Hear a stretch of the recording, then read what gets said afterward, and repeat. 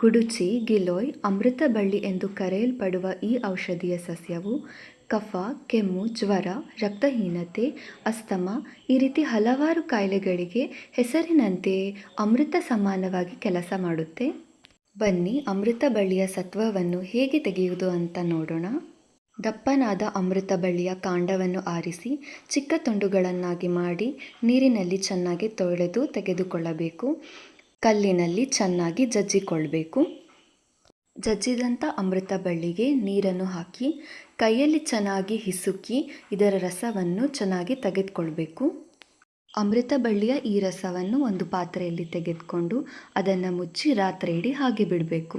ಮರುದಿನ ಬೆಳಗ್ಗೆ ಮೇಲಿನ ನೀರನ್ನು ಚೆಲ್ಲಿ ಪಾತ್ರೆಯ ತಳದಲ್ಲಿ ಶೇಖರಣೆಯಾದಂಥ ಅಮೃತ ಸತ್ವವನ್ನು ಒಂದು ಸ್ವಚ್ಛವಾದ ಪಾತ್ರೆಯಲ್ಲಿ ತೆಗೆದಿಡಬೇಕು. ಇದನ್ನು ಸೂರ್ಯನ ಬಿಸಿಲಲ್ಲಿ ಒಣಗಿಸಿ ಚೂರ್ಣ ಅಥವಾ ಪೌಡರ್ ಹಂತಕ್ಕೆ ಬಂದ ಕೂಡಲೇ ಇದನ್ನು ಸ್ವಚ್ಛವಾದ ಭರಣಿ ಅಥವಾ ಡಬ್ಬದಲ್ಲಿ ಶೇಖರಿಸಿಡಬೇಕು.